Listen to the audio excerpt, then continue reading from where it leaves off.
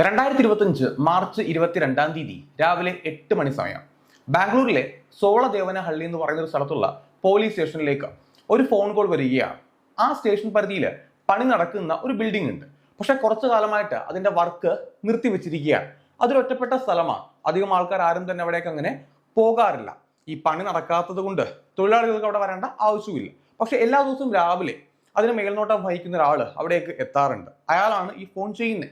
അയാൾ രാവിലെ അവിടേക്ക് വന്നപ്പോഴത്തേക്കും അതിൻ്റെ ഒരു ഭാഗത്തായിട്ട് ഒരു കാർ ഇങ്ങനെ നിർത്തിയിട്ടിരിക്കുകയാണ്. അവിടെ ആരും തന്നെ കാറ് കൊണ്ടുവന്ന് പാർക്ക് ചെയ്യാറില്ല. കാരണം തൊട്ടടുത്ത് മറ്റ് ബിൽഡിങ്ങോ അല്ലെങ്കിൽ പ്രത്യേകിച്ച് സ്ഥലങ്ങളോ ഒന്നും തന്നെ ഇല്ല. അയാൾക്ക് ചില സംശയം തോന്നി. അപ്പൊ ഒരുപാട് സമയമായിട്ട് ആ കാർ ഇങ്ങനെ നിൽക്കുക. അയാള് അവിടെ പോയി നോക്കാൻ തീരുമാനിക്കുന്നു. അങ്ങനെ ആ കാറിന്റെ അടുത്തേക്ക് പോയി നോക്കിയാണ്. അയാൾ കണ്ട കാഴ്ച എന്ന് പറയുന്നത് ആ കാറിനകത്ത് ഒരാള് രക്തത്തിൽ കുളിച്ച് മരിച്ചു കിടക്കുന്നതാണ്. ഒരു പുരുഷന്റെ മൃതശരീരമായിരുന്നു അത്. കൊലപാതകമാണെന്ന് ആദ്യ കാഴ്ച തന്നെ അയാൾക്ക് വ്യക്തമായ. അയാൾ പേടിച്ച് വിറച്ചാണ് പോലീസിനെ ഈ വിവരം അറിയിച്ചത്. അങ്ങനെ പോലീസ് സംഭവ സ്ഥലത്തേക്ക് എത്തുകയാണ്. പോലീസ് അവിടെ എത്തിയ അതേ സമയത്ത് തന്നെ മീഡിയയും നാട്ടുകാരും എല്ലാം തന്നെ ഈ വിവരം അറിഞ്ഞ് സംഭവ സ്ഥലത്തേക്ക് ഓടിയെത്തിയിട്ടുണ്ടായിരുന്നു. പോലീസ് അങ്ങനെ ആ കാറ് തുറന്ന് പരിശോധിക്കുകയാണ്. നേരത്തെ ഞാൻ പറഞ്ഞ പോലെ അതൊരു കൊലപാതകമാണെന്ന് വ്യക്തമാണ്. ഈ മരിച്ചു കിടക്കുന്ന ആളുടെ ശരീരത്തിൽ മുഴുവൻ ഒരുപാട് രക്തം ആയിട്ടുമുണ്ട്. അപ്പൊ ഏറ്റവും ആദ്യം തന്നെ ഈ കൊല്ലപ്പെട്ട വ്യക്തി ആരാണെന്ന് തിരിച്ചറിയണം. അതുകൊണ്ട് ആ മൃതശരീരവും കാർ മുഴുവനായിട്ട് പോലീസ് ഇങ്ങനെ പരിശോധിക്കുകയാണ്. അപ്പോൾ അയാളുടെ ഒരു പേഴ്സ് അതേപോലെ തന്നെ മൊബൈൽ ഫോണും ആ കാറിൽ നിന്ന് പോലീസിന് ലഭ്യമായി. ആ പേഴ്സ് തുറന്ന് പരിശോധിച്ചു. അയാളുടെ പേര് ലോക്നാഥ് സിംഗ് എന്നാണ്. 37 വയസ്സാണ് ആ വ്യക്തിക്ക് പ്രായമുള്ളത്. മൃതശരീരം പരിശോധിച്ചു. കഴുത്തിന്റെ ഭാഗത്തായിട്ട്, പ്രത്യേകിച്ച് ഈ പിൻഭാഗത്തായിട്ട് ആഴത്തിലുള്ള 2 മുറിവ് കാണാനായിട്ട് സാധിക്കുന്നുണ്ട്. അതിൽ നിന്നാണ് എന്തായാലും രക്തം പോയിരിക്കുന്നത്. ആ കാറിനകത്ത് നിന്ന് ഒരു ബിയർ ബോട്ടിൽ പോലീസിന് ലഭ്യമായി. ഫോറൻസിക് സംഘമെത്തി പരിശോധിച്ചു. ആ കാറിൽ നിന്ന് ഈ വ്യക്തിയുടേതല്ലാതെ, അതായത് ലോക്നാഥ് സിംഗ് എന്ന് പറയുന്ന കൊല്ലപ്പെട്ട വ്യക്തിയുടേതല്ലാത്ത 2 ഫിംഗർ പ്രിന്റ്സ് കൂടെ പോലീസിന് ലഭ്യമായി. അങ്ങനെ ആ പരിശോധന എല്ലാം തന്നെ പോലീസ് പൂർത്തിയാക്കി. കൂടുതൽ തെളിവുകൾ ഒന്നും തന്നെ സംഭവ സ്ഥലത്ത് നിന്ന് പോലീസിന് ലഭ്യമായില്ല. പ്രത്യേകിച്ച് CCTV ക്യാമറ ഒന്നും തന്നെ ഇല്ലാത്ത ഒരു ഏരിയ ആയിരുന്നു. ആ ഏരിയയിലാണ് കാർ അവിടെ കിടന്നിരുന്നത്. കൂടുതൽ തെളിവ് ഇല്ലാത്തത് കൊണ്ട് പോലീസ് ആ ഒരു പരിശോധന എല്ലാം തന്നെ പൂർത്തിയാക്കുകയും ചെയ്തു. പിന്നീട് ഈ ലോക്നാഥ് സിംഗിനെ കേന്ദ്രീകരിച്ചാണ് പോലീസ് കൂടുതലായിട്ട് അന്വേഷിച്ചത്. ആ ശരീരം പോസ്റ്റ്മോർട്ടത്തിന് അയച്ചു. പോസ്റ്റ്മോർട്ടം റിപ്പോർട്ട് പ്രകാരം അതൊരു കൊലപാതകമാണ്. ഈ കഴുത്തിന്റെ ഭാഗത്തുള്ള ആ ഒരു മുറിവ് അതാണ് മരണ കാരണം എന്ന് പറയുന്നത്, പിൻഭാഗത്തായിട്ട്. അതേപോലെ തന്നെ ഇയാൾ ബിയർ കുടിച്ചിട്ടുണ്ടായിരുന്നു. ഇയാളുടെ ശരീരത്തിൽ മദ്യത്തിന്റെ അംശം ഉണ്ടായിരുന്നു. ബിയർ മാത്രമല്ല, മയക്കാനായിട്ട് ഈ ഉറക്ക ഗുളിക പോലത്തെ എന്തോ ഒന്നുകൂടെ അയാളുടെ ശരീരത്തിൽ നിന്ന് കണ്ടെത്തി. അത് ആ ബിയറിനകത്ത് മിക്സ് ചെയ്തിട്ടുണ്ടായിരുന്നു. അപ്പോൾ കരുതി കൂട്ടി ചെയ്ത കൊലപാതകമാണെന്ന് പോലീസിന് ഉറപ്പായി. കാരണം ഇയാളുമായിട്ട് വളരെ അടുപ്പമുള്ള ആരോ ആ ബിയർ ഇയാൾക്ക് നൽകിയതാണ്. അതിനകത്ത് ഈ പറയുന്ന പോലെ അയാൾ ഉറങ്ങാനുള്ള ഉറക്ക ഗുളിക എന്തോ തന്നെ കലക്കിയിട്ടുണ്ടായിരുന്നു. മേ ബി കാറിനകത്ത് വെച്ചായിരിക്കാം ആ ഒരു ബിയർ അയാളെ കൊണ്ട് കുടിപ്പിച്ചിട്ട് കാറിന്റെ പിൻഭാഗത്ത് വെച്ചിട്ട് ആ കത്തി കൊണ്ട് കുത്തി കൊലപ്പെടുത്തിയതായിരിക്കാം. അപ്പൊ ഈ ലോക്നാഥ് സിംഗിനോട് ആർക്കാണ് ഇത്ര വൈരാഗ്യം? ഇയാളെ കുറിച്ച് പോലീസ് വളരെ വിശദമായിട്ട് അന്വേഷിക്കുകയുണ്ടായി. നേരത്തെ പറഞ്ഞ പോലെ 37 വയസ്സ് പ്രായമുള്ള ഇയാള് റിയൽ എസ്റ്റേറ്റ് ബിസിനസ് ചെയ്യുന്ന ഒരു വ്യക്തിയാണ്. ഇയാളുടെ പേരിൽ ഒരുപാട് കേസുകൾ പല സ്റ്റേഷനിലായിട്ടുണ്ട്. അത് റിയൽ എസ്റ്റേറ്റ് കേസ് മാത്രമല്ല, ഒരുപാട് ചീറ്റിംഗ് കേസ് ഉണ്ട്. ഇയാൾ പല ആൾക്കാരിൽ നിന്ന് ലോൺ കൊടുക്കാമെന്ന് പറഞ്ഞുകൊണ്ട് പണം വാങ്ങിച്ചിട്ടുണ്ട്. നിങ്ങൾക്ക് ലോൺ തരാം, ഇത്ര ലക്ഷം രൂപ ലോൺ തരാം. അതിന് കുറച്ച് പണം ഇയാൾ ആദ്യം വാങ്ങിക്കും, എന്നിട്ട് ആ പണവുമായിട്ട് മുങ്ങിക്കളയും. അങ്ങനെ നിരവധി കേസ്. റിയൽ എസ്റ്റേറ്റിന്റെ പേരിൽ സ്ഥലം ഇടപാടുമായിട്ട് ബന്ധപ്പെട്ട ഒത്തിരി കേസുകൾ, അങ്ങനെ നിരവധി കേസുകളുണ്ട്. അപ്പൊ ഇയാൾക്ക് ശത്രുക്കൾ ഉണ്ടാകാനുള്ള സാധ്യത വളരെ കൂടുതലാണ്. അപ്പൊ ഏതെങ്കിലും ഒരു ശത്രു ആയിരിക്കാം, ഇയാളുടെ ദേഷ്യമുള്ള ഏതെങ്കിലും ഒരു വ്യക്തി ആയിരിക്കാം ഈ കൊലപാതകം ചെയ്തതെന്ന് പോലീസിന് ഉറപ്പാവുകയാണ്. അങ്ങനെ ഇയാളുടെ ഫാമിലിയെ കുറിച്ച് അന്വേഷിക്കുകയാണ്. ഇയാൾക്കൊരു ഭാര്യയുണ്ട്. ആ ഭാര്യയുടെ പേര് യശസ്വനി എന്നാണ്. അവർക്ക് വെറും 19 വയസ്സ് മാത്രമാണ് പ്രായം. ഇയാളുടെ വീട്ടുകാർ ഇയാളുടെ അപ്പാർട്ട്മെന്റിലാണ് താമസിക്കുന്നത്. ആ അപ്പാർട്ട്മെന്റിലാണ് ഭാര്യ ഉണ്ടായിരുന്നത്. പക്ഷെ ആ ഭാര്യ പിന്നീട് ആ ഭാര്യയുടെ വീട്ടിലേക്ക് പോയിട്ടുണ്ടായിരുന്നു. ഈ ഭാര്യ അല്ലാണ്ട് ഇയാളുടെ അച്ഛൻ, അമ്മ, സഹോദരങ്ങളെല്ലാം തന്നെ കുറച്ച് ദൂരെയായിട്ടാണ് താമസിക്കുന്നത്. അവരെ കോണ്ടാക്ട് ചെയ്ത് ഈ വിവരം അറിയിച്ചു. അപ്പൊ പോലീസിന് ഒരു കാര്യം കൂടെ മനസ്സിലായി. ഇയാളുടെ വിവാഹം കഴിഞ്ഞ കാര്യം ആ വീട്ടുകാര് അറിഞ്ഞിട്ടില്ല. വീട്ടുകാരെ അറിയിക്കാതെയാണ് ആ വിവാഹം നടത്തിയത്. എന്തിനാണെന്ന് പറഞ്ഞാലും ഒരു മരണ വാർത്ത അറിയുമ്പോഴത്തേക്കും ഭാര്യയാണെങ്കിലും വീട്ടുകാരാണെങ്കിലും എല്ലാവരും അവിടേക്ക് എത്തുമല്ലോ. അങ്ങനെ ആ മൃതശരീരം വീട്ടുകാര് പരിശോധിക്കുകയാണ്. ഇയാളുടെ ശരീരമാണെന്ന് ഉറപ്പാക്കി. അങ്ങനെ വീട്ടുകാർക്ക് ആ മൃതശരീരം വിട്ടുകൊടുക്കുകയും ചെയ്തു. പോലീസ് എന്തായാലും ഈ കേസിന് അന്വേഷണവുമായിട്ട് മുന്നോട്ട് പോവുകയാണ്. പ്രതിയെക്കുറിച്ച് എന്തെങ്കിലും ഒരു ചെറിയ സൂചനയെങ്കിലും കിട്ടിയേ മതിയാകുകയുള്ളൂ. അങ്ങനെ പോലീസ് ഇയാളുടെ കോൾ ഡീറ്റെയിൽസ്, ഇയാളുടെ ഫോൺ പോലീസിന് കിട്ടിയിട്ടുണ്ടല്ലോ, അതുകൊണ്ട് ഈ ഫോണും പരിശോധിക്കുകയാണ്. കോൾ ഡീറ്റെയിൽസ് നോക്കിയപ്പോഴത്തേക്കും അവസാനമായിട്ട് ഇയാളെ കോൺടാക്ട് ചെയ്തിരിക്കുന്നത് ഇയാളുടെ ഭാര്യ യശസ്വിനിയാണ്. യശസ്വിനി മാർച്ച് 21 വൈകുന്നേര സമയത്ത് ഇയാളെ കോൺടാക്ട് ചെയ്തിട്ടുണ്ട്. ഇയാളുടെ ഫോണിലേക്കാണ് വിളിച്ചിരിക്കുന്നത്. അത് മാത്രമല്ല, യശസ്വിനിയായിട്ട് ഇയാൾ അങ്ങോട്ടും ഇങ്ങോട്ടും ഒരുപാട് തവണ കോൺടാക്ട് ചെയ്തിട്ടുണ്ട്. ഒരുപാട് ഔട്ട് ഗോയിങ് കോള് പോയിട്ടുണ്ട്, ഇൻകമിങ് കോള് വന്നിട്ടുണ്ട്. യശസ്വിനിയുടെ ഒരു വാട്സപ്പ് മെസ്സേജ് കൂടെ ഇയാളുടെ ഫോണിലേക്ക് അവസാന സമയത്ത് വന്നിട്ടുണ്ടായിരുന്നു. ആ വാട്സപ്പ് മെസ്സേജ് നമുക്ക് ഒരുമിച്ച് ഒരു ഡ്രൈവിന് ഫുഡ് കഴിക്കാനായിട്ട് പുറത്തേക്ക് പോകാമെന്ന് പറഞ്ഞുകൊണ്ടാണ് ആ ഒരു മെസ്സേജ് വന്നത്. അങ്ങനെ ഇയാളുടെ ആ ഒരു വാട്സപ്പ് ചാറ്റ് മൊത്തം പോലീസ് ഒന്ന് നോക്കിയാണ്. അങ്ങനെ നോക്കിയപ്പോഴത്തേക്കും ഭാര്യയും ഇയാളുമായിട്ട് കുറച്ച് പ്രശ്നങ്ങൾ ഉണ്ടായിരുന്നുവെന്ന് പോലീസിന് ഉറപ്പായി. ആ ചാറ്റിൽ നിന്നതെല്ലാം തന്നെ കൃത്യമാണ്. കോൾ ഡീറ്റെയിൽ പരിശോധിച്ചപ്പോഴത്തേക്കും ഭാര്യയായിട്ട് എന്തോ ഒരു ഇഷ്യൂ ഉണ്ടെന്ന് മനസ്സിലായി. അങ്ങനെ ഈ ലോക്നാഥ് സിംഗിന്റെ വീട്ടുകാരുടെ മൊഴി പോലീസ് രേഖപ്പെടുത്തുകയാണ്. ആ വീട്ടുകാർ ഒരു കാര്യം പറയുകയുണ്ടായി. ഇവൻ വിവാഹം കഴിച്ച കാര്യം ഞങ്ങളെ അറിയിച്ചിട്ടില്ല, ഞങ്ങൾ ഇതുവരെ അറിഞ്ഞിട്ടില്ല. 2 ആഴ്ചക്ക് മുന്നെയാണ് ആ കാര്യം പോലും ഞങ്ങൾ അറിയുന്നത്. ഞങ്ങൾക്ക് അതിനോട് പൂർണ്ണമായിട്ട് എതിർപ്പായിരുന്നു. അവന്റെ ഭാര്യ വീട്ടുകാരും ചേർന്നുകൊണ്ടാണ് ഈ കൊലപാതകം ചെയ്തിരിക്കുന്നത്. കാരണം അവന്റെ സാമ്പത്തികമാണ് അവരുടെ ലക്ഷ്യം. ആ സാമ്പത്തികത്തിന് വേണ്ടിയിട്ടാണ് അവർ ഈ കൊലപാതകം നടത്തിയത് എന്നാണ് വീട്ടുകാർ പറഞ്ഞത്. വീട്ടുകാരങ്ങനെ ചുമ്മാ പറയുമ്പോഴത്തേക്കും പോലീസിന് കംപ്ലീറ്റ്ലി വിശ്വസിക്കാനൊന്നും പറ്റില്ല. ഈ യശസ്വിനിയെ കുറിച്ച് പോലീസ് കൂടുതലായിട്ട് അന്വേഷിക്കുകയാണ്. നേരത്തെ ഞാൻ പറഞ്ഞ പോലെ അവർക്ക് വെറും 19 വയസ്സ് മാത്രമാണ് പ്രായം. ഇയാൾക്കാണെന്നുണ്ടെങ്കിൽ, ലോക്നാഥ് സിംഗിനാണെന്നുണ്ടെങ്കിൽ 37 വയസ്സുണ്ട്. അപ്പൊ ഒരു ഏജ് ഡിഫറൻസ് ഭയങ്കര ഹ്യൂജാണ്. അപ്പൊ ഇവർ തമ്മിൽ എങ്ങനെയാണ് വിവാഹം കഴിച്ചത്, എന്താണ് അതിന്റെ കാര്യങ്ങൾ, അതുകൂടെ പോലീസ് ഇങ്ങനെ അന്വേഷിക്കുകയാണ്. അപ്പോൾ ഈ യശസ്വിനിയുടെ ടവർ ലൊക്കേഷൻ കൂടെ പോലീസ് പരിശോധിക്കുകയുണ്ടായി. ടവർ ലൊക്കേഷൻ നോക്കിയപ്പോഴത്തേക്കും മാർച്ച് 21 ഇവര് ഒരേ ടവർ ലൊക്കേഷനിൽ കുറച്ച് അധിക സമയം വന്നിട്ടുണ്ട്. മാർച്ച് 22 അതായത് വെളുപ്പിനെ സമയം വരെ ഒരേ ടവർ ലൊക്കേഷന്റെ കീഴിൽ വന്നിട്ടുണ്ട്. ഈ മൊബൈൽ ഫോൺ സ്വിച്ച് ഓഫ് ആകുന്നതും ഏതാണ്ട് ഒരേ സമയത്താണ്. അതായത് ഇയാളുടെ ഫോൺ അവിടെ കാറിനകത്ത് നിന്ന് പോലീസ് കണ്ടെത്തിയല്ലോ, ആ ഫോൺ സ്വിച്ച് ഓഫ് ആയ സമയമുണ്ട്. ആ ഫോൺ സ്വിച്ച് ഓഫ് ആകുന്ന അതേ സമയത്ത് തന്നെയാണ് യശസ്വിനിയുടെയും മൊബൈൽ ഫോൺ സ്വിച്ച് ഓഫ് ആയിരിക്കുന്നത്. അപ്പൊ പോലീസിന് ചില സംശയങ്ങൾ തോന്നുകയാണ്. പക്ഷേ യശസ്വിനിയെ പോലെ വെറും 19 വയസ്സ് മാത്രം പ്രായമുള്ള ഒരു പെൺകുട്ടിക്ക് എന്തായാലും ഈ ലോക്നാഥ് സിംഗിനെ പോലെ ഇത്രയും ആരോഗ്യമുള്ള ഒരു വ്യക്തിയെ കാറിനകത്ത് വെച്ച് ഒറ്റയ്ക്ക് കൊലപ്പെടുത്തുക എന്ന് പറയുന്നത് ഒരിക്കലും നടക്കുന്ന ഒരു കാര്യമല്ല. ഒന്നെങ്കിൽ യശസ്വിനിയാണ് ഈ കൊലപാതകത്തിന്റെ പിന്നിലെങ്കിൽ അവരെ ആരോ സഹായിച്ചിട്ടുണ്ട്, അവരുടെ പിന്നിൽ ഒരാൾ കൂടെ ഉണ്ട്. അത് ആരാണെന്ന് കൂടെ അറിയണം. കൃത്യമായിട്ടുള്ള തെളിവില്ലാതെ അവരെ അറസ്റ്റ് ചെയ്യാനായിട്ട് പോലീസിന് സാധിക്കത്തുമില്ല. അതുകൊണ്ട് പോലീസ് ഒരു കാര്യം ചെയ്യുകയാണ്, CCTV ദൃശ്യങ്ങൾ, അതായത് ആ സംഭവ സ്ഥലത്ത് CCTV ക്യാമറയില്ല, പക്ഷേ അതിനു ചുറ്റുമുള്ള പല സ്ഥലങ്ങളിലെ CCTV ഫൂട്ടേജ് ക്യാമറ പരിശോധിക്കാനായിട്ട് പോലീസ് തീരുമാനിക്കുകയാണ്. അങ്ങനെ ഒരുപാട് ക്യാമറ പോലീസ് പരിശോധിച്ചു. അങ്ങനെ നോക്കിയപ്പോൾ മാർച്ച് 21 രാത്രി സമയത്ത് യശസ്വിനി മറ്റൊരു കാറിൽ ഒരു സ്ഥലത്ത് വന്ന് ഇറങ്ങി അല്പസമയം കഴിഞ്ഞപ്പോഴത്തേക്കും ലോക്നാഥ് സിംഗിന്റെ കാറിലേക്ക് കയറി പോകുന്നതുമായിട്ടുള്ള ദൃശ്യങ്ങൾ പോലീസിന് കിട്ടി. യശസ്വിനി ആരുടെ കാറിലാണ് വന്നത്, ആ ദൃശ്യങ്ങൾ കൂടെ പോലീസ് മറ്റ് ക്യാമറ വഴി പരിശോധിക്കുകയാണ്. അങ്ങനെ നോക്കിയപ്പോൾ യശസ്വിനിയുടെ കൂടെ ഒരു സ്ത്രീയാണ് അവിടേക്ക് വന്നത്. ആ സ്ത്രീ ആരാണെന്ന് പോലീസ് അന്വേഷിച്ചു. ആ സ്ത്രീ മറ്റാരുമായിരുന്നില്ല, യശസ്വിനിയുടെ അമ്മയാണ് അവിടെ കൊണ്ടുവന്ന് ഡ്രോപ്പ് ചെയ്യുന്നത്. അമ്മയുടെ പേര് ഹേമ എന്നാണ്. ഈ ഹേമയ്ക്ക് 37 വയസ്സാണ് പ്രായം. അപ്പോൾ ഈ ഹേമയെ കുറിച്ച് കൂടുതൽ അന്വേഷിച്ചു. ഹേമയുടെ ടവർ ലൊക്കേഷൻ കൂടെ പോലീസ് പരിശോധിക്കുകയാണ്. അങ്ങനെ നോക്കിയപ്പോൾ മാർച്ച് 21 ഈ ഹേമയുടെ മൊബൈൽ ഫോണും ഇവരുടെ 2 പേരുടെ ആ മൊബൈൽ ഫോൺ കാണുന്ന അതേ ടവർ ലൊക്കേഷനിൽ തന്നെ വന്നിട്ടുണ്ട്. അത് മാത്രമല്ല, ഈ ലോക്നാഥ് സിംഗിന്റെ മൃതശരീരം കണ്ടെത്തിയ അല്ലെങ്കിൽ ആ കാറ് കണ്ടെത്തിയ ആ സ്ഥലത്ത് ഈ ഹേമയുടെയും യശസ്വിനിയുടെയും മൊബൈൽ സിഗ്നൽ കാണിച്ചിട്ടുണ്ട്. 3 പേരും ഒരേ സ്ഥലത്ത് അന്ന് രാത്രി വന്നിട്ടുണ്ടെന്ന് പോലീസിന് ഏറെക്കുറെ ഉറപ്പായി. അങ്ങനെയാണെന്നുണ്ടെങ്കിൽ ഈ വീട്ടുകാരെ സംശയിക്കുന്ന പോലെ, അല്ലാന്നുണ്ടെങ്കിൽ പോലീസ് സംശയിക്കുന്നത് പോലെ യശസ്വിനിയും അവളുടെ അമ്മയും ചേർന്നായിരിക്കാം ഈ കൊലപാതകം ചെയ്തതെന്ന് പോലീസിന് തോന്നുകയാണ്. അതുകൊണ്ട് എന്തായാലും അവരെ കസ്റ്റഡിയിലെടുത്ത് ചോദ്യം ചെയ്യാനായിട്ട് പോലീസ് തീരുമാനിക്കുകയാണ്. അങ്ങനെ 2 പേരെയും പോലീസ് സ്റ്റേഷനിലേക്ക് വിളിപ്പിച്ച് ചോദ്യം ചെയ്ത സമയത്ത് യശസ്വിനി ഏറ്റവും ആദ്യം പറഞ്ഞ കാര്യം, ഞാനും എന്റെ ഭർത്താവുമായിട്ട് ചില കുടുംബ പ്രശ്നങ്ങൾ ഉണ്ടായിരുന്നു. അത് സത്യം തന്നെയാണ്. കുറച്ചു കാലമായിട്ട് ഞാൻ എൻ്റെ വീട്ടിൽ വന്ന് താമസിക്കുകയായിരുന്നു. 1 മാസത്തിന് മുകളിലായി. ആ പ്രശ്നങ്ങൾ പറഞ്ഞു തീർക്കാനായിട്ട് ഞാൻ എൻ്റെ ഭർത്താവിനെ കോൺടാക്ട് ചെയ്തു. ഞങ്ങൾ ഒരുമിച്ച് കാണാനായിട്ട് തീരുമാനിച്ചു. ഒരുമിച്ച് കാണുകയും ചെയ്തു. കുറച്ച് സമയം യാത്ര ചെയ്തു. അങ്ങനെ യാത്ര ചെയ്ത് ഞാൻ കാറിൽ നിന്ന് പിന്നീട് പോവുകയായിരുന്നു. അദ്ദേഹം ഒറ്റയ്ക്ക് പിന്നീട് മുന്നോട്ട് പോവുകയും ചെയ്തു. അപ്പോഴായിരിക്കാം ഈ ഒരു അപകടം നടന്നത്. അല്ലാണ്ട് ഈ കൊലപാതകത്തിൽ തനിക്ക് യാതൊരു പങ്കുമില്ലെന്ന് യശസ്വിനി പറയുകയാണ്. അമ്മയെ ചോദ്യം ചെയ്തു. സെപ്പറേറ്റ് ആയിട്ടാണ് ചോദ്യം ചെയ്തത്. അപ്പൊ അമ്മ ഹേമ പറഞ്ഞ കാര്യം, എൻ്റെ മകളും അവളുടെ ഭർത്താവുമായിട്ട് വിവാഹം കഴിച്ച കാര്യം ഏറ്റവും ആദ്യം തന്നെ ഞാൻ അറിഞ്ഞിരുന്നില്ല. കുറച്ച് വൈകിട്ടാണ് ഞാൻ ഈ കാര്യങ്ങൾ അറിയുന്നത്. അതിൻ്റെതായിട്ടുള്ള ബുദ്ധിമുട്ട് എനിക്ക് ഉണ്ടായിരുന്നു.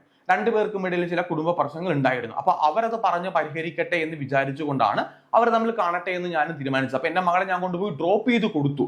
പക്ഷെ അതിൽ കൂടുതൽ ഒരു കാര്യം തനിക്കും അറിയില്ല എന്ന് പറയുകയാണ്. പോലീസിന് കൃത്യമായിട്ട് മനസ്സിലായി ഇവരിത് പ്ലാൻ ചെയ്ത് പറയുന്ന കള്ളത്തരമാണ്. കാരണം ഇവരുടെ 3 പേരുടെ മൊബൈൽ ഫോൺ ഒരേ ടവർ ലൊക്കേഷനിൽ വന്നിട്ടുണ്ട്. അപ്പൊ ഇവര് 3 പേരും കൂടെ ഒരു സമയത്ത് ഉണ്ടായിരുന്നു. പക്ഷേ ഇവര് 2 പേരും പറയുന്നതിനകത്ത് ഇവര് 3 പേരും കൂടെ ഒരുമിച്ച് കണ്ട ഒരു സംഭവം മാത്രമില്ല. അപ്പൊ പ്ലാൻ ചെയ്ത് പറയുന്ന കള്ളത്തരമാണെന്ന് പോലീസിന് കൃത്യമായിട്ട് മനസ്സിലാക്കാൻ സാധിച്ചു. അത് മാത്രമല്ല, ഇവരെ ചോദ്യം ചെയ്യുന്ന സമയത്ത് ഇവരുടെ 2 പേരുടെയും ഫിംഗർ പ്രിന്റ് കൂടെ പോലീസ് പരിശോധിക്കുകയുണ്ടായി. ആ ഫിംഗർ പ്രിന്റ് പരിശോധിച്ച സമയത്ത് ക്രൈം സ്പോട്ടിൽ നിന്ന് ആ കാറിൽ നിന്ന് കിട്ടിയ 2 ഫിംഗർ പ്രിന്റ് ആയിട്ട് ഇവരുടെ ഫിംഗർ പ്രിന്റ്സ് മാച്ച് ചെയ്യുന്നുണ്ടായിരുന്നു. അതിനർത്ഥം ഈ കൊലപാതകം ചെയ്തത് ഇവര് 2 പേര് തന്നെയാണ്. പോലീസിന് അത് 100% ഉറപ്പായി.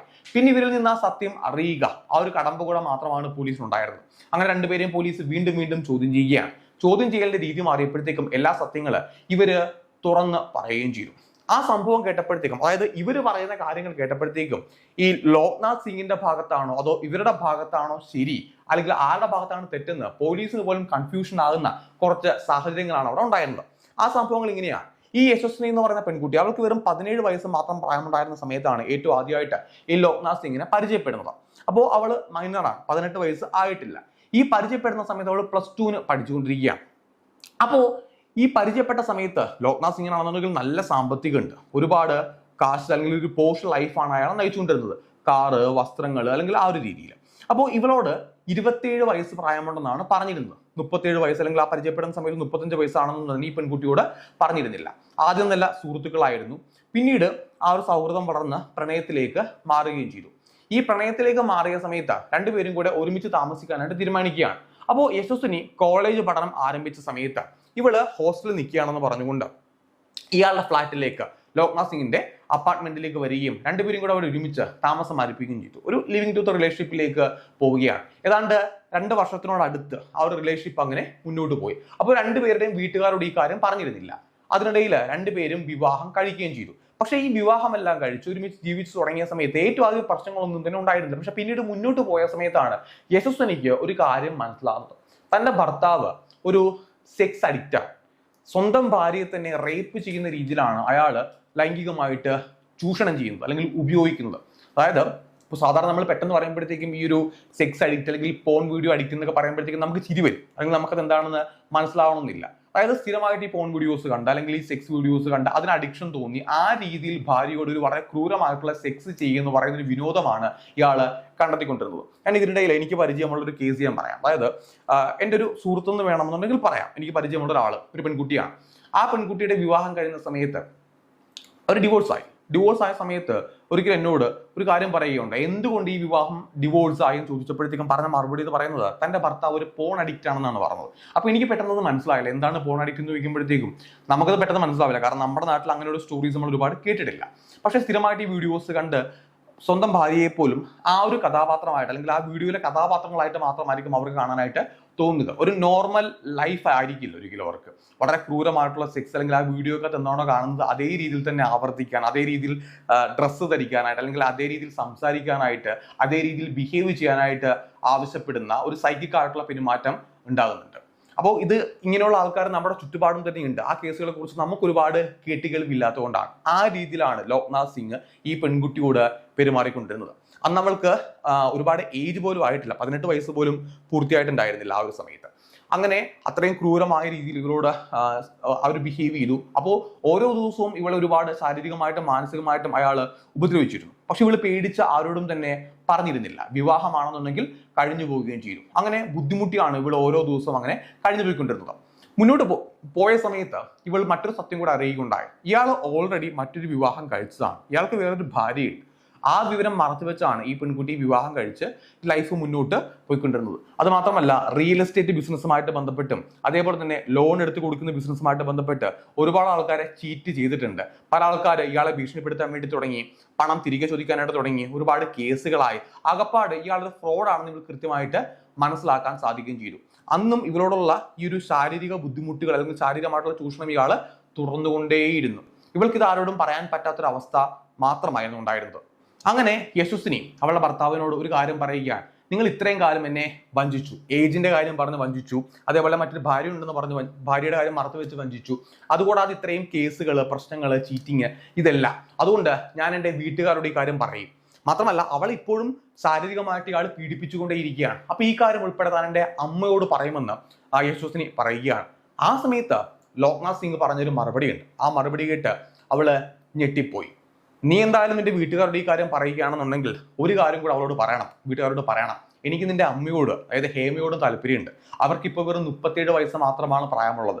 അതുകൊണ്ട് നീ നിന്റെ അമ്മയെ ഇങ്ങോട്ട് കൂട്ടിക്കൊണ്ടുവരിക, നമുക്ക് ഒരുമിച്ച് 3 പേർക്കും കൂടെ ജീവിക്കാം എന്നുള്ള രീതിയിൽ പറയുകയാണ്. അതായത് ആ പെൺകുട്ടിയുടെ അമ്മയും തനിക്ക് സെക്ഷുവലി വേണമെന്ന് ഇയാൾ സ്വന്തം മകളോട് തന്നെ, ഭാര്യയോട് തന്നെ ആവശ്യപ്പെടുകയാണ്. യശസ്വിനി തളർന്നുപോയി, ഞെട്ടിപ്പോയി. കാരണം ഒരിക്കലും ഒരു ഭർത്താവ്, അല്ലെങ്കിൽ അങ്ങനെ ആരും പറയില്ല, അത് വളരെ ഓക്വേർഡ് ആയിട്ടുള്ള, ഒരിക്കലും പറയാൻ പാടില്ലാത്തൊരു കാര്യമാണ്. അങ്ങനെ പറഞ്ഞപ്പോഴത്തേക്ക് അവൾ മാനസികമായിട്ട് ഒരുപാട് തകർന്നു പോയി. അവൾക്ക് എന്ത് ചെയ്യണമെന്ന് അറിയാത്തൊരവസ്ഥയായിരുന്നു. വളരെ പെട്ടെന്ന് തന്നെ അവള് ഇയാളുടെ അടുത്ത് നിന്ന് രക്ഷപ്പെട്ട് സ്വന്തം വീട്ടിലേക്ക് പോവുകയാണ്. സ്വന്തം വീട്ടിലേക്ക് പോയിട്ട് അമ്മയോട് ഈ കാര്യങ്ങളെല്ലാം തന്നെ തുറന്ന് പറയുകയും ചെയ്തു. അപ്പൊ അമ്മ ഏറ്റവും ആദ്യം തന്നെ ഷോക്കായി പോയി. കാരണം മകളുടെ വിവാഹം കഴിഞ്ഞ വാർത്ത പോലും അപ്പോഴാണ് അമ്മ അറിയുന്നത്. അങ്ങനെ അമ്മ തീരുമാനിക്കുകയാണ് എന്തായാലും ഇനി മകളെ തിരിച്ച് അയാളുടെ അടുത്തേക്ക് വിടണ്ട. ആദ്യത്തെ 1-2 ആഴ്ച ഒരു പ്രശ്നം ഉണ്ടായിരുന്നില്ല. യശസ്വിനെ അന്വേഷിച്ച് ലോക്നാഥ് വരികയോ പ്രശ്നമുണ്ടാക്കുകയോ ഫോൺ ചെയ്യുകയോ ഒന്നും തന്നെ ചെയ്തില്ല. പക്ഷേ 1-2 ആഴ്ച കഴിഞ്ഞപ്പോഴത്തേക്കും അയാൾ വിളിക്കാൻ വേണ്ടി തുടങ്ങി, തിരികെ വരാനായിട്ട് ആവശ്യപ്പെട്ടു. അപ്പൊ ഇവള് പോകില്ല, തിരികെ പോകില്ല എന്നുള്ള ഉറപ്പിച്ച് പറയുകയാണ്. വളരെ കാമായിട്ടാണ് അയാൾ ഏറ്റവും ആദ്യം തന്നെ സംസാരിച്ചത്. പക്ഷെ പിന്നീട് ഓരോ ദിവസം വിളിക്കുന്തോറും അയാളുടെ സ്വഭാവം മാറിക്കൊണ്ടിരുന്നു. തിരിച്ചു വന്നില്ല എന്നുണ്ടെങ്കിൽ നിന്നെ കൊന്നു കളയൊന്ന് ഭീഷണിപ്പെടുത്താൻ വേണ്ടി തുടങ്ങി. അങ്ങനെ ഹേമ വിളിച്ച് സംസാരിക്കുകയാണ്, അമ്മ സംസാരിക്കുകയാണ്. അയാള് ഈ ഹേമ എന്ന് പറയുന്ന അമ്മയോട് പറഞ്ഞത്, ഞാൻ നിങ്ങളുടെ മകളോട് ഒരു കാര്യം ആവശ്യപ്പെട്ടിട്ടുണ്ടായിരുന്നു, അതുകൊണ്ട് നീയും, അതായത് നിങ്ങൾ രണ്ടുപേരും കൂടെ എൻ്റെ വീട്ടിലേക്ക് വരണം, മകളും നിങ്ങളും കൂടെ എൻ്റെ വീട്ടിലേക്ക് വരണം, എനിക്ക് നിങ്ങളെയും വേണം മകളെയും വേണം എന്ന രീതിയിൽ സ്വന്തം അമ്മയോട് തന്നെ അയാൾ സംസാരിക്കുകയാണ്. അപ്പൊ സ്വാഭാവികമായിട്ട് അവർക്ക് മനസ്സിലായി ഇവൻ എത്രത്തോളം ഒരു സൈക്കിക് ആയിട്ടുള്ള ക്യാരക്ടർ ആണെന്ന് മനസ്സിലായി. ഈ ഹേമയുടെ ഭർത്താവ് അല്ലെങ്കിൽ യശസ്വിനിയുടെ പിതാവാണെന്നുണ്ടെങ്കിൽ വിദേശത്ത് ജോലി ചെയ്യുകയാണ്. അപ്പൊ അയാളോട് പറയാനായിട്ട് പേടിയായിരുന്നു, ഒരു കേസ് കൊടുക്കാനും പേടിയാണ്. കാരണം മകളുടെ ഭാവി ഓർത്തൊരു കേസ് കൊടുത്തു കഴിഞ്ഞാൽ എന്താകുന്നൊരു ടെൻഷൻ കൂടെ അവർക്കുണ്ടായിരുന്നു. തിരിച്ചു വന്നില്ല എന്നുണ്ടെങ്കിൽ, മകളെ തിരിച്ച് അയച്ചില്ല എന്നുണ്ടെങ്കിൽ മകളെ കൊന്നു കളയുമെന്ന് ഭീഷണിപ്പെടുത്തുകയാണ്. നിരന്തരമായിട്ട് അങ്ങനെ ഭീഷണിപ്പെടുത്താൻ വേണ്ടി തുടങ്ങി. അങ്ങനെ ഇവർ രണ്ടുപേരും ചേർന്നുകൊണ്ട് കാര്യം തീരുമാനിക്കുകയാണ്. ലോക്നാഥ് സിംഗ് എന്ന് പറയുന്ന ആ വ്യക്തി, അയാൾ ജീവിച്ചിരിക്കും തോറും ഒരിക്കലും ഇവർക്ക് സമാധാനം കിട്ടില്ല. ഇവരെ രണ്ടുപേരെയും ഒന്നെങ്കിൽ കൊന്നുകളയും, അല്ലെങ്കിൽ അയാൾ പറയുന്നത് പോലെയൊക്കെ കേൾക്കേണ്ടതായിട്ട് വരും. അതുകൊണ്ട് അയാളെ കൊലപ്പെടുത്താനായിട്ട് ഇവർ രണ്ടുപേരും കൂടെ തീരുമാനിക്കുകയാണ്. ഈ കൊലപാതകം ചെയ്യാനായിട്ട് അവരൊരു പ്ലാൻ പ്രിപ്പയർ ചെയ്യുകയും ചെയ്തു. ഒരു ഒറ്റപ്പെട്ട സ്ഥലത്തേക്ക് കൂട്ടിക്കൊണ്ടു പോവുക. പുറത്തെവിടെ വെച്ച് ഈ കൊലപാതകം ചെയ്താലും പിടിക്കപ്പെടാനുള്ള സാധ്യത വളരെ കൂടുതലാണ്. അതുകൊണ്ട് പുറത്തെവിടെയെങ്കിലും കൂട്ടിക്കൊണ്ടു പോയിട്ട് ആ കാറിനകത്ത് വെച്ച് തന്നെ ഇയാളെ കൊലപ്പെടുത്തുക. ആ കാറിനകത്ത് വെച്ച് കൊലപ്പെടുത്തണമെന്നുണ്ടെങ്കിൽ ഇവർക്ക് രണ്ടുപേർക്ക് അയാൾ ഒറ്റയ്ക്ക് ഒരിക്കലും ഹാൻഡിൽ ചെയ്യാനൊന്നും പറ്റില്ല. അയാൾ ശാരീരികമായിട്ട് നല്ല ബലമുള്ള വ്യക്തിയാണ്. അതുകൊണ്ട് മയക്കി കിടത്തിയിട്ട് കൊലപാതകം ചെയ്യാനായിട്ട് തീരുമാനിക്കുകയാണ്. അവരങ്ങനെ ആ ഒരു ബിയറിനകത്ത് ഉറക്ക ഗുളിക കലക്കി നൽകാനൊക്കെ തീരുമാനിക്കുകയാണ്. അങ്ങനെ ഒരു ബിയർ വാങ്ങി വെക്കുന്നു, ഉറക്ക ഗുളിക എടുത്ത് വെക്കുന്നു. മാർച്ച് 21-ാം തീയതി നേരിട്ട് കാണാമെന്ന് ലോക്നാഥ് സിംഗിനെ വിളിച്ച യശസ്വിനി അറിയിക്കുകയാണ്. അങ്ങനെ അയാള് ഭാര്യയെ മീറ്റ് ചെയ്യാനായിട്ട് വരികയാണ്. അപ്പോൾ യശസ്വിനി വീട്ടിൽ നിന്ന് ഇറങ്ങിയ സമയത്ത് അമ്മയായിട്ടാണ് വീട്ടിൽ നിന്ന് ഇറങ്ങിയത്. അമ്മയാണ് ഡ്രൈവ് ചെയ്തിരുന്നത്, ഹേമയാണ് ഡ്രൈവ് ചെയ്തത്. അങ്ങനെ ഒരു സ്ഥലത്ത് എത്തുന്നു, യശസ്വിനി കാറിൽ നിന്ന് പുറത്തിറങ്ങുന്നു, അമ്മയ്ക്ക് വാട്സപ്പിൽ ലൈവ് ലൊക്കേഷൻ അയച്ചു കൊടുക്കുന്നു. തുടർന്ന് ലോക്നാഥ് സിംഗ് വന്ന് യശസ്വിനിയെ കൂട്ടിക്കൊണ്ടുപോകുന്നു. അപ്പോൾ ഒരു ഒറ്റപ്പെട്ട സ്ഥലം ഇവർ പ്ലാൻ ചെയ്ത് വെച്ചിട്ടുണ്ടായിരുന്നു. ആ ഒരു ബിൽഡിങ്ങിന്റെ ഏരിയ പ്ലാൻ ചെയ്തിട്ടുണ്ടായിരുന്നു. അവിടേക്ക് കാറുമായിട്ട് പോവുകയാണ്. പോകുന്ന വഴിക്ക് ബിയർ നൽകുകയാണ്, കാർ നിർത്തിയിട്ട് ബിയർ നൽകുകയാണ്. അതിനകത്താണെന്നുണ്ടെങ്കിൽ ആ ഉറക്ക ഗുളിക കടർത്തി നൽകുകയും ചെയ്തു. ആ ബിയർ ആൾ കുടിക്കുന്നു, അയാൾ മയങ്ങി പോവുകയാണ്. അപ്പൊ ലൈവ് ലൊക്കേഷൻ ഉണ്ട്. ആ അമ്മ അവിടേക്ക് വരികയാണ്, ഹേമ അവിടേക്ക് വരികയാണ്, കാറിനകത്തേക്ക് പ്രവേശിക്കുകയാണ്. ഇയാൾ ഉറങ്ങിയെന്ന് ഉറപ്പായ സമയത്ത് കയ്യിൽ കരുതിയിരുന്ന ആ കത്തി ഉപയോഗിച്ച് പിൻവശത്ത് ഏറ്റവും ആദ്യം ഹേമയാണ് പിൻസീറ്റിലിരുന്ന അമ്മയാണ് കഴുത്തിലേക്ക് കുത്തുന്നത്. ഈ കഴുത്തിൽ കുത്തിയ സമയത്ത് ഉറക്ക ഗുളിക എന്ന് പറയുമ്പോഴത്തേക്കും അതിന് ഒരുപാട് പവർ, അതായത് ഒരാളെ കൊലപ്പെടുത്തുമ്പോഴത്തേക്കും അതിൽ നിന്ന് എണീക്കാനായിട്ടുള്ള അത്രയും, അല്ലെങ്കിൽ മയം കിടക്കാനുള്ള പവർ ഒന്നും ഉണ്ടാവണമെന്നില്ല. അയാൾ പെട്ടെന്ന് ചാടി എണീറ്റപ്പോഴത്തേക്കും പെട്ടെന്ന് യശസ്വിനിക്ക് ടെൻഷനായി. ഇയാൾ എന്ത് ചെയ്യുന്ന അറിയത്തില്ല. അപ്പൊ യശസ്വിനി ആ കത്തി വാങ്ങിച്ചിട്ട് വീണ്ടും ഒരിക്കൽ കൂടെ കഴുത്തിലേക്ക് കുത്തി ഇറക്കിയാണ്. അയാളെ രക്ഷപ്പെടാനായിട്ട് ശ്രമിച്ചു. പക്ഷെ രണ്ടുപേരും കൂടെ, അയാളുടെ ശരീരത്തിൽ തളർച്ചയുണ്ടായിരുന്നു, രണ്ടുപേരും കൂടെ ആ കാറിൽ തന്നെ അയാളെ പിടിച്ച് വെക്കുകയായിരുന്നു. അങ്ങനെ രക്തം വാർന്നു പോയ അയാൾ അവിടെ വെച്ച് മരണപ്പെട്ടു. ആ ഒരു വെപ്രാളത്തിൽ ഇവർ രണ്ടുപേരും ഇവരുടെ മൊബൈൽ ഫോൺ സ്വിച്ച് ഓഫ് ആക്കി. ഈ സ്വിച്ച് ഓഫ് ആക്കിയപ്പോഴത്തേക്കും നേരത്തെ തന്നെ, കുറച്ച് മുന്നേ തന്നെ ആ കാർ അവിടെ കൊണ്ട് നിർത്തി ഈ ഒരു ഉറക്ക ഗുളിക കൊടുക്കുന്ന സമയത്ത് തന്നെ അയാൾ ലോക്നാഥ് സിംഗിന്റെ മൊബൈൽ ഫോൺ സ്വിച്ച് ഓഫ് ആക്കിയിരുന്നു. പക്ഷെ ആ മൊബൈൽ ഫോൺ എടുക്കാനായിട്ട് ഇവര് മറന്നുപോയി. രണ്ടുപേരും കൂടെ ആ കാറിൽ നിന്ന് രക്ഷപ്പെട്ട് പോവുകയായിരുന്നു. അപ്പൊ ഇവരുടെ വിചാരം എന്ന് പറയുന്നത് ഒരിക്കലും ഇവരിലേക്ക് ഈ കേസിന് അന്വേഷണം വരില്ല, ഇവർ വളരെ പ്ലാൻ ചെയ്തൊക്കെയാണ് ഇത് ചെയ്തത്. പക്ഷെ ഇത്രയും കാര്യങ്ങൾ പോലീസ് കേട്ടപ്പോഴത്തേക്ക് ഇവർ പറയുന്നത് ഞങ്ങളുടെ ജീവന് ഭീഷണിയാകും എന്നുള്ള രീതിയിലേക്ക് വന്നപ്പോഴത്തേക്കും ആ കൊലപാതകം ചെയ്യേണ്ടതായിട്ട് വന്നതാണ്. കാരണം അമ്മയും മകളെയും ലൈംഗികമായിട്ട് ഉപയോഗിക്കും എന്നൊരുത്തം പറയുമ്പോഴത്തേക്കും അവന്റെ മുന്നിലേക്ക് മകളെ വീണ്ടും അയക്കാനായിട്ട് ഒരു അമ്മയ്ക്കും പറ്റില്ല, അല്ലെങ്കിൽ തിരിച്ചു പോകാനായിട്ട് ഒരു പെൺകുട്ടിക്ക് മനസ്സ് വരത്തുമില്ല. അതുകൊണ്ട് തങ്ങളുടെ ജീവന് ഭീഷണിയാകുന്നത് കൊണ്ട് അവനെ ഞങ്ങൾ കൊലപ്പെടുത്തി എന്നാണ് ഇവർ രണ്ടുപേരും പോലീസിനോട് പറഞ്ഞത്. അപ്പോൾ ഇവന്റെ ചാറ്റ് പരിശോധിച്ചപ്പോൾ, ലോക്നാഥ് സിംഗിന്റെ ചാറ്റ് പരിശോധിച്ചപ്പോൾ, അല്ലെങ്കിൽ ഇവന്റെ ഹിസ്റ്ററി പരിശോധിച്ചപ്പോഴത്തേക്കും ഇവനൊരു ക്രിമിനൽ ആണെന്ന് പോലീസിന് മനസ്സിലായി. ഇവർ രണ്ടുപേരും പറയുന്നത് മാത്രമാണോ സത്യം, അതല്ലാതെ ഇതിനപ്പുറത്തേക്ക് മറ്റെന്തെങ്കിലും കാര്യം ഉണ്ടോ എന്ന് കൂടെ ഇനിയും പോലീസിനെ പരിശോധിച്ചേ മതിയാകുള്ളൂ. ഈ ലോക്നാഥ് സിംഗിന്റെ വീട്ടുകാർ പറയുന്നത് ഈ പറയുന്നത് മുഴുവൻ കള്ളത്തരമാണ്, തന്റെ മകന്റെ സാമ്പത്തികത്തിന് വേണ്ടിയിട്ട്, സ്വത്തിന് വേണ്ടിയിട്ട് അവർ ചെയ്ത കൊലപാതകമാണ് എന്നുള്ളതാണ്. പക്ഷെ അയാൾ ഒരുപാട് കള്ളത്തരം കാണിച്ചിരുന്നു എന്ന് പോലീസിന് ഉറപ്പാണ്. എന്തായാലും കേസിന്റെ അന്വേഷണം മുന്നോട്ട് പോകുമ്പോൾ മാത്രമേ ഒരു കൃത്യമായിട്ടുള്ള നിഗമനത്തിലേക്ക് നമുക്ക് എത്താനായിട്ട് സാധിക്കത്തുള്ളൂ. ഈ പറയുന്നത് മാത്രമാണോ, അതിനപ്പുറത്തേക്ക് എന്തെങ്കിലും കാര്യമുണ്ടോ എന്നുള്ളത് മുന്നോട്ട് പോകുമ്പോഴത്തേക്കും, കേസ് കോടതിയിലേക്ക് എത്തിക്കഴിയുമ്പോഴത്തേക്കും നമുക്ക് അറിയാനായിട്ട് സാധിക്കും. അപ്പോൾ സോ ഈ ഒരു ക്രൈം അല്ലെങ്കിൽ ഈ ഒരു വീഡിയോയെ കുറിച്ചുള്ള, പ്രത്യേകിച്ച് ലോക്നാഥ് സിംഗ് എന്ന് പറയുന്ന ആ വ്യക്തി, അയാൾ ഒരുപാട് കുറ്റകൃത്യങ്ങൾ ചെയ്തിട്ടുള്ള, അല്ലെങ്കിൽ ഒരുപാട് മോശം പ്രവൃത്തി ചെയ്തിട്ടുള്ള വ്യക്തിയാണ്. നിങ്ങളുടെ അഭിപ്രായങ്ങൾ എന്തൊക്കെയാണെന്നുള്ളത് കൂടെ കമന്റ് ബോക്സിലേക്ക് ഒന്ന് കമന്റ് ചെയ്തേക്കുക. മറ്റൊരു വീഡിയോ ആയിട്ട് വീണ്ടും കാണാം. This is me Sijo John. See U.